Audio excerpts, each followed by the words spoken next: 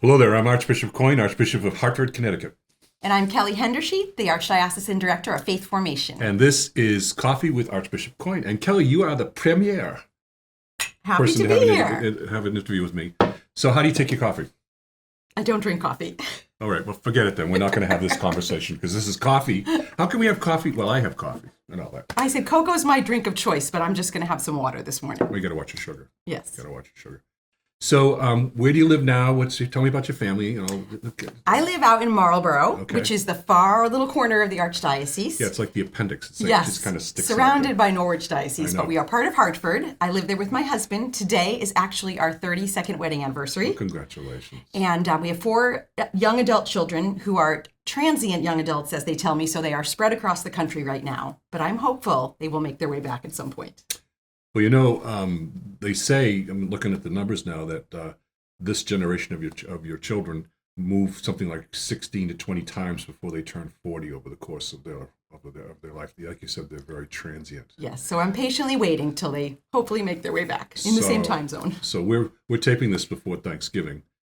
What do you do for Thanksgiving? Do you just do FaceTime like my family does? 2 of my 4 kids will be home, but my extended family will all be together at my mom's house. She has the most space, so we'll all gather there, and there'll be a huge gang. So I'm looking forward to seeing lots of family. So as the viewers can see, Kelly's a really very animated and very exciting person in terms of not only her life, but also in terms of the work that she does, which is you do all of our faith formation. Well, you direct our faith formation for the Archdiocese of Hartford. Yes, lifelong faith formation. It's not the religious education or CCD of yesteryear. We're really looking at formation as a lifelong process in all areas. It's an evangelizing catechesis, so we're really helping people to come into relationships with Jesus, not simply intellectual pursuit of the faith, but to have a deep personal relationship with Jesus. I'm still doing formation, but unfortunately it's formation down here. Just go to try to fix that. That's the wrong kind of formation. So we've been kind of moving in different directions in the course of your time as a religious educator, you've seen all kinds of different models in all kinds of different ways, and we're moving into newer, kind of exciting models. When I went to CCD, that's what we used to call it. When we went to CCD, we would have these books, and we would just kind of go into the class, and like an adult volunteer would walk us through the books, and then we would go home, and we'd supposed to do it with our parents, and then we'd come back, and it was like a 26-week program and all this other things like that. I don't know if that's what you grew up with, or you pretty much. That was a similar model. Probably not that much younger, but yes, that was the model that was used for a long time, and for a while it worked. And there's still parishes that use a model like that, but there's just too much research now that tells us what we all always intuitively knew. The parents have all the influence over the spirituality of their children. So programs that involve the whole family, that form parents to equip them and encourage them and empower them, that's really the direction. And it's not brand new. There's some dioceses that have been involving families for decades, but we're really now making a very concerted effort to do a more family formation process so that we can help the parents do what they do best, which is disciple their children. But even there, in the family formation model, there's different models. Yes. So, and then, which ones do you land upon? So, for example, do we have parishes that are actually using different models of family formation? Yes, we have a lot of parishes that have boldly and innovatively moved in this direction. I would say no 2 look exactly alike. There's great resources out there that provide the backbone of the process, but the nuances of how they structure those differ based on the community, based on space that you have. But there's just excitement out there in how we're seeing families more involved in faith formation.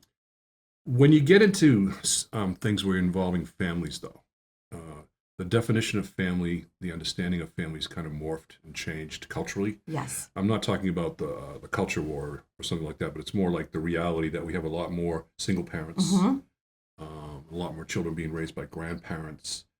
How does our faith formation family models take that into account in terms of, if we continue to use we want to obviously talk about a father and a mother and all that, but do you find that you have to kind of carefully use language so it's not just always focused on the what we would call the nuclear family? Yes, I think you have to be really sensitive and inclusive, and whatever that family structure looks like, those people need to be loved into the kingdom and given a seat at the table as well. The Nurturing Seedlings program, which is for young families, when we designed that, we were really, really intentional about thinking about that single parent or that grandparent who's raising a child to make sure that they felt like they could go through this ministry process and be a part of this community no matter what their family looked like. Okay, so like right now we're towards the end of November, and so these programs are up. So what would be taking place in Nurturing Seedlings like in November?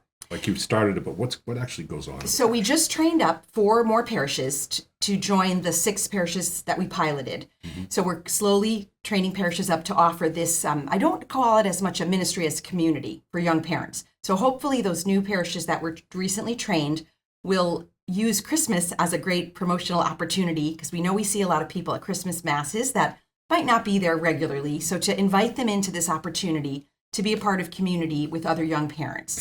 And then we have 3 training dates set for winter, so we can just keep continuing throughout the year to train more parishes to build this community. So this generation of young parents, relational ministry has to be the foundation of everything we do. So if we can help them feel that they belong to a community, that their presence is essential, then we can layer on the teaching of the faith and what to do with their children. So Nurturing Seedlings specifically talks about what do you do with a child under the age of 5? Because some people think, well, they're too young at that point to start faith formation, but there's actually a tremendous amount of spiritual growth that happens in those first few years of life. Mm-hmm. So again, so I'm a father, and I have my wife and a couple of kids. And what do you ask when I come to church or when I come to the Nurturing Seedlings event or program? What happens? There's 5 gathered sessions with other young parents. We do ask the parishes to provide some kind of childcare nearby because we want the parents to have an opportunity to just be adults together. So if you have a little baby in a carrier that's going to sit quietly or lay quietly, that's fine. But once they get squirrely, we ask for parishes to provide some safe space close by. And so the parents are getting to know one another. They're learning simple skills for what to do with a baby, toddler, and preschooler to help them come to know Jesus. But mainly, they're just forming a community together. They're just forming friendships and relationships. So is it after Mass, before Mass? Is it a sole separate event? Some parishes held their sessions right after Mass. Others did. I think St. Peter Claver did theirs Sunday evenings. And their biggest success was that the week of Super Bowl Sunday, they were going to cancel their session and wait a week. And the parents said, no, actually, we'll come. We just get us home in time for the game. So it spoke to those leaders that they enjoyed the time together so much that they didn't even want to take a week off to start partying for the Super Bowl. Okay, so what are the outcomes that you hope for from something like this? In other words, we try and form the parents because the parents are the principal teachers of faith to their family, to their children. And so is this kind of what this is leading towards? It's to bridge that gap that we've seen for a long time between baptism and First Communion or entry into a more formal religious and faith formation program. So we still, by the grace of God, we have parents coming to baptize their small children.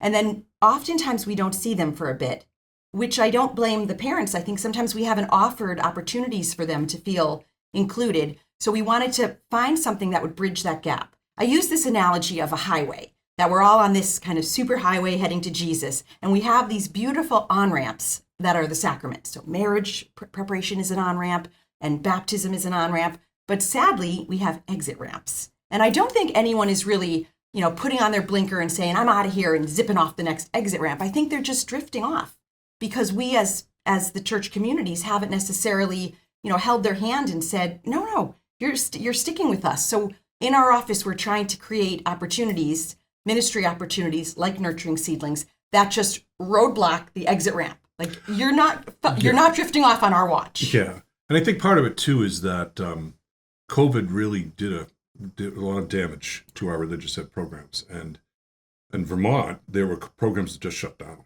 They didn't even try. And no matter how much pushing we. So now it's just trying to get people back together. And I think if you talk about whole families doing this and then everybody coming together, I think it works. Yes. It's going to work. It works a lot better than the model that we used in the past. People are hungry for a sense of community, for friendships.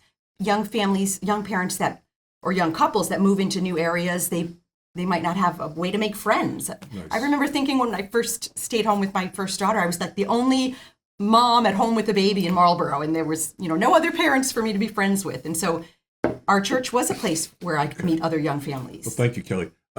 Folks that are watching at home or online, the Nurturing Seedlings program has some nice links on the Religious Ed website if you'd like to learn more about it.